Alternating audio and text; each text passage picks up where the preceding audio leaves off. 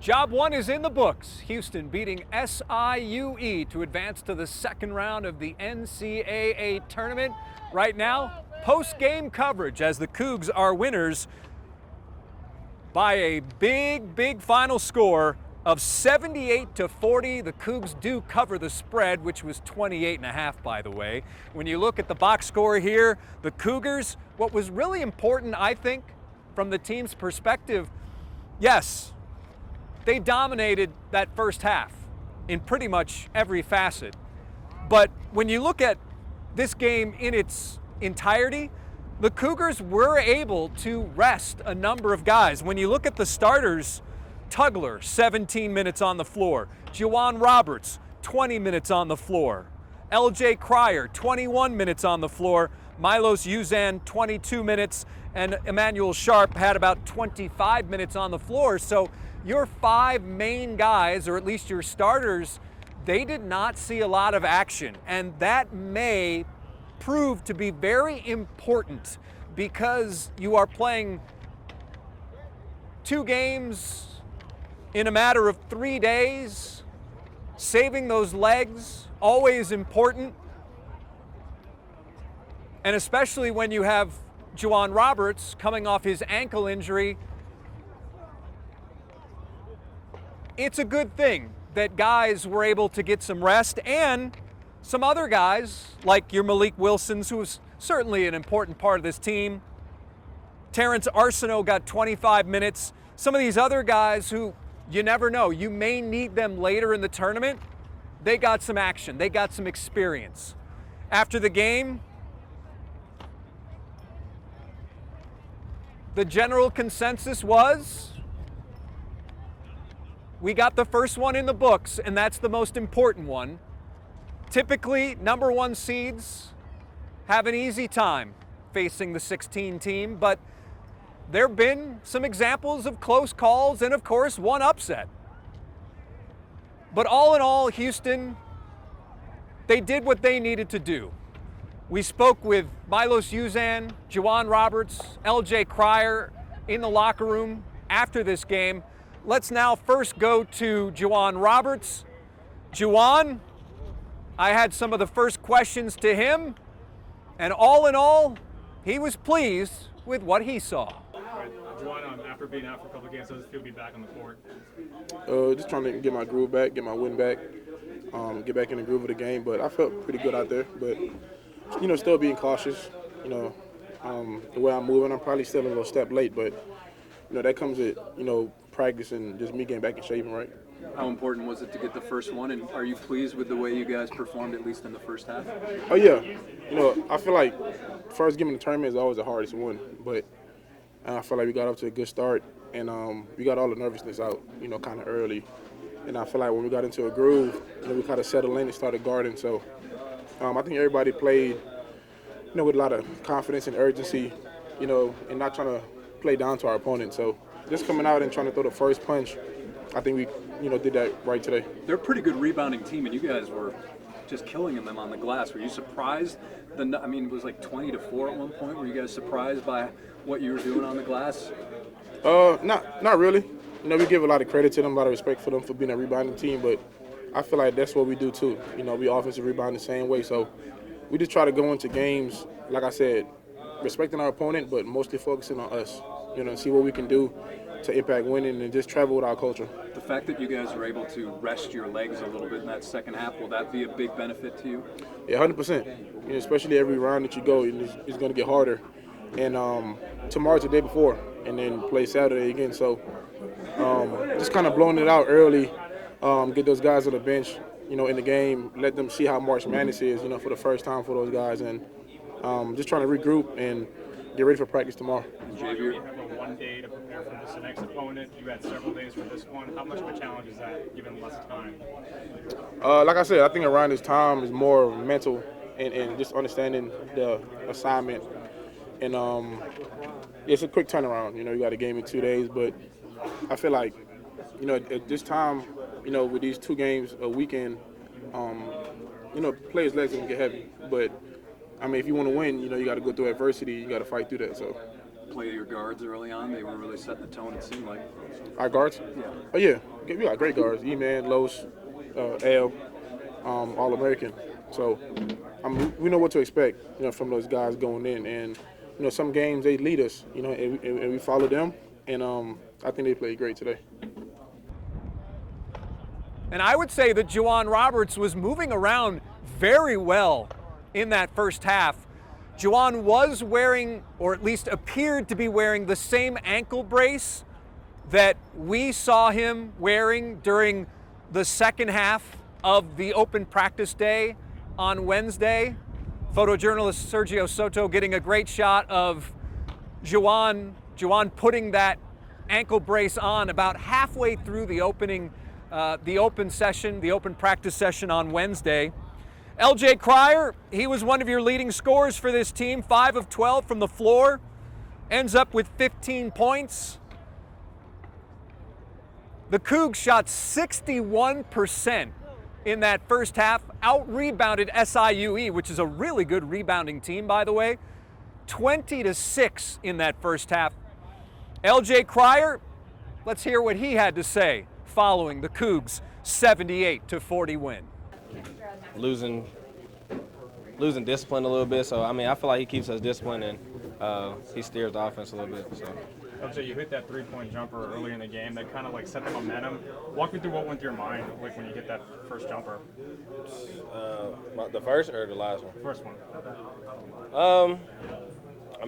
Went through my mind was it was a good look. I was like, hopefully I get more of those. That's really all that went through my mind, honestly. The fact you got game one out the way, how good does it feel just to get that relief off your chest and focus on the next opponent? It feels good, but we're trying to make it out the weekend, so we're gonna watch this next game and see what we got to go up against and be ready for that. The regulars got some time all in the second half. How big was that to maybe catch a breather like that going into the second game? That's huge, especially going into the next game. We want to be as fresh as possible. We want to go out there and play our hardest. So having some more legs, that always helps. So I feel like that can play into our advantage.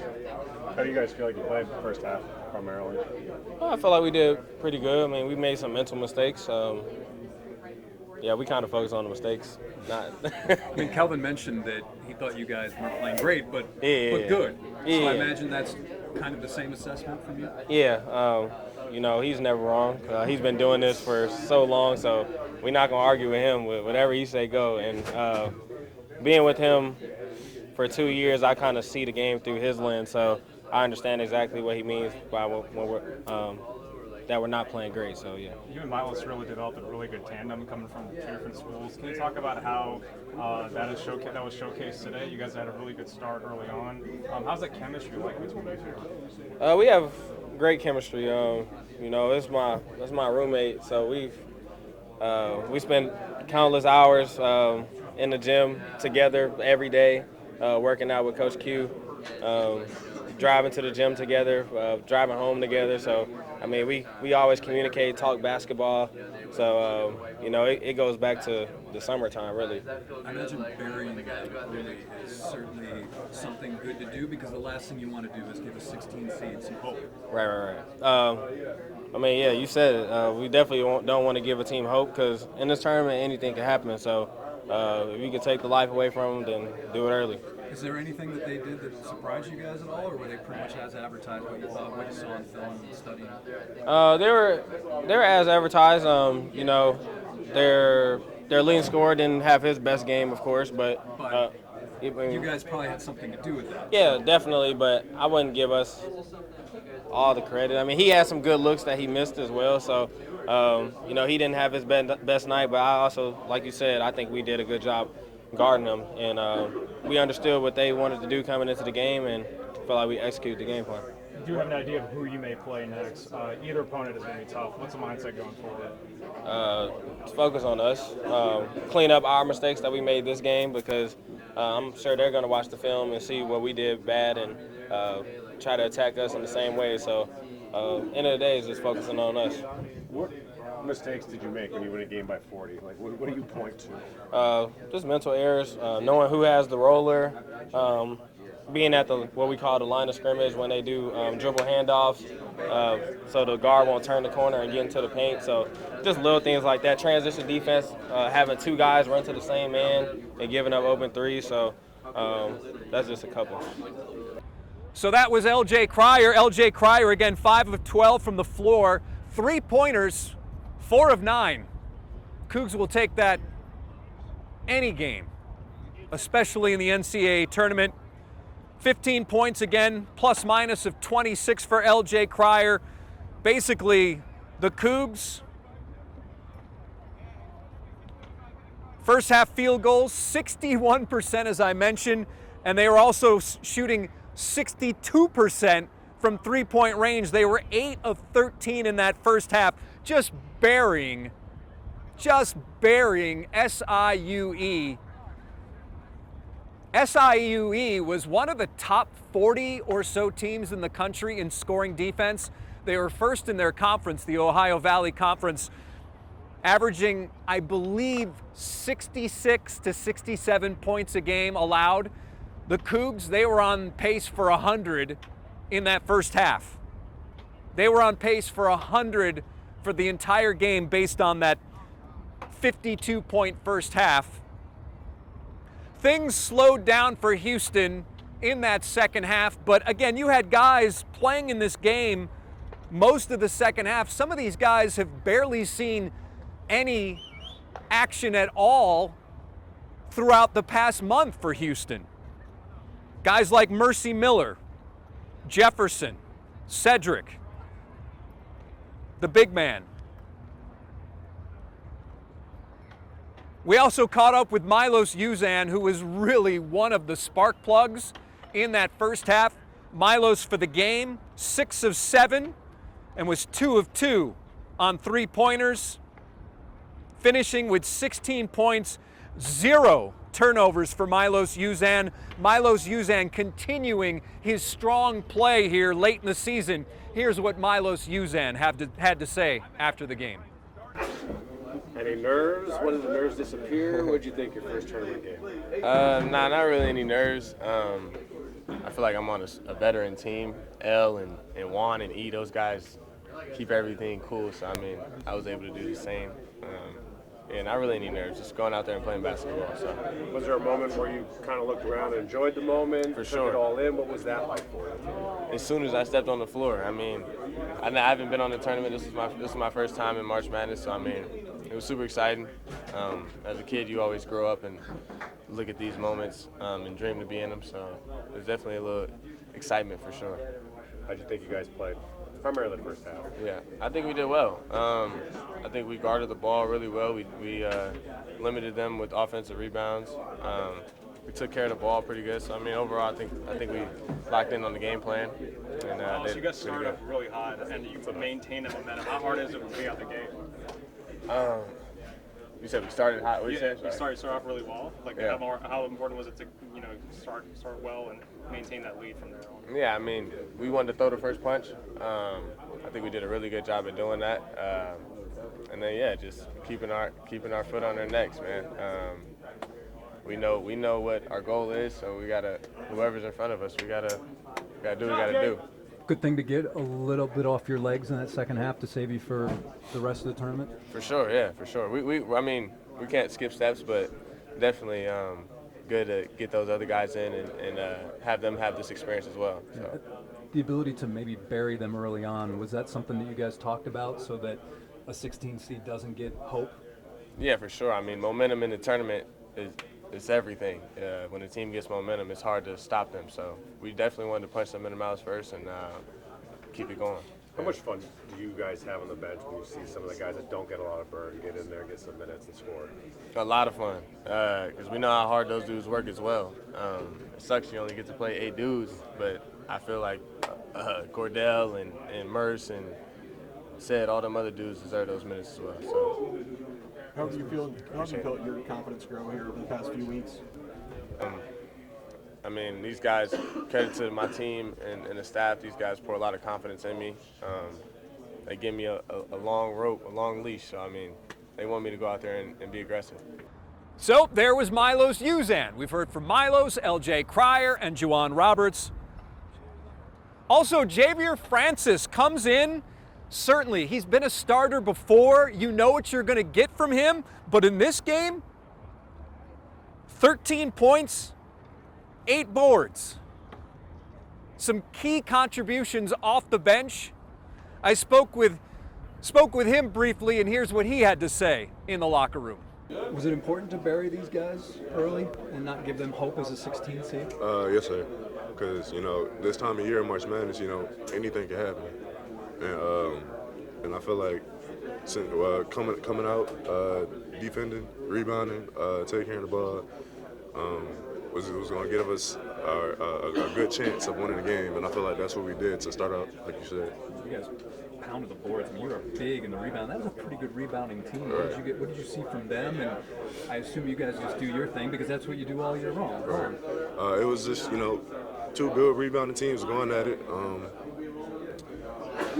It's your culture, though, right? Yeah, it's your culture. Yeah. I mean, this is what you guys do. Yeah. It's just something that, coach preaches all the time. And, we was just able to, go out and do that. You contributed. You must be good. I mean, obviously he's been dealing with his things, but I mean, double-digit points for you. And I know you've been a starter and all that, but it must feel a good way to start the tournament for you. Is that the way you're looking at it? For sure. Well, I mean, I was just happy I was able to finish plays that my teammates were giving me. So again, the Cougs win 78-40, setting up a very intriguing second-round matchup against Gonzaga. Gonzaga handling Georgia here in the second game at Intrust Bank Arena. Gonzaga, this is a program that it is among the best in the statistical rankings, top 10 in the Ken Palm rankings. It's a team that does a lot of things well, especially distribute the basketball. Great passing team. However, you can always say this: has Gonzaga faced a team like Houston? Most teams have not, and we see that in this tournament. And that's why Houston always has a puncher's chance, because of the way it plays defense, because of the way it rebounds, and because of the team's culture. What helped in this game was obviously getting off to that hot start, shooting the basketball well. 61%, you'll win a lot of games if you shoot like that in the first half. So once again, Cougars win 78-40. Here's another stat: 33 points off the bench. Obviously, you're going to have production because your starters did not play a lot of minutes. But again, it sets up a really interesting matchup against the Zags in round 2. Let us know in the comments section what you think about this matchup. But again, the final here in the first game from Intrust Bank Arena, Houston 78, SIUE 40. Thank you so much for watching here on KHOU 11+.